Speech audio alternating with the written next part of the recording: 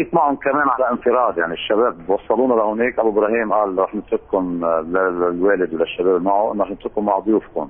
تركونا وقعدنا اختلينا فيهم. يعني سالتهم عن المعامله، انه عاده نحن بنعرف انه بيكون اسير شخص يمكن يكون يعني عذبه ويجي لمطرح يقول له يصوروا انه بحالته الجيده.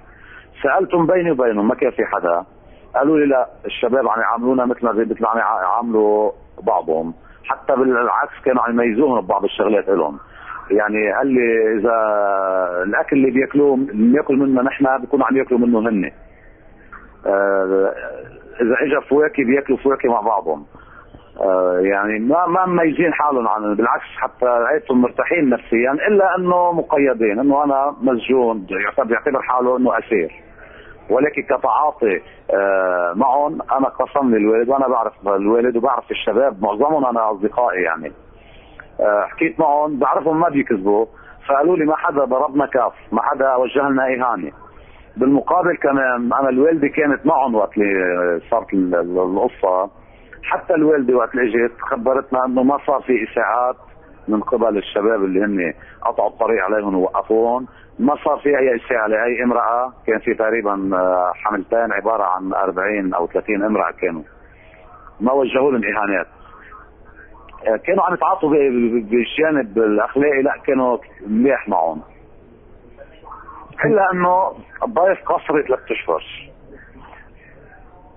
هل لاحظت انهم كانوا قلقين من شيء ما، حتى وان كانت المعامله حسنه؟ هل كانوا قلقين على مصيرهم، على ما قد يحدث لهم؟ هلا طبيعي، يعني هلا المنطقه منطقه حرب. يعني لا سمح الله يتعرضوا للاذى. انت يعني عاده اي جيش اي معركه بتكون الاسير عندما يأسروا لو كان مقاتل بياخذوه الى الخطوط الخلفيه، بيبعدوه من مكان الاذى، لانه هذا صار امامي بين ايديك.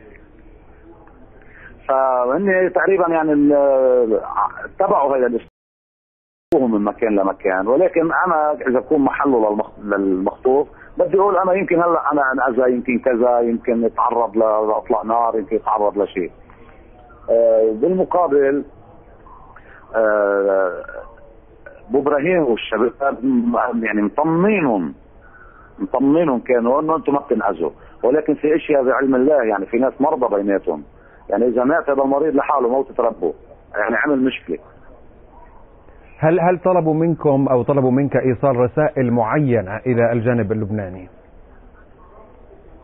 انا سالت الاخوان هونيك الشباب، قلت لهم يا شباب طب انا شو في يساعد؟ طب انا شو الموضوع عندي؟ يعني ما اعطوني جواب انه شو بدهم من عمليه الخطف. قال نحن بدنا انه الشعب اللبناني يعرف انه نحن اصحاب قضيه، ويعرف انه نحن منا ارهابيه ومنا هيك. هذا الحكي ما في غيره. شكرا جزيلا لك. من الضاحيه الجنوبيه في بيروت علي حسين علي عمر، نجل الرهين اللبناني الذي افرج عنه بعد اختطافه في سوريا.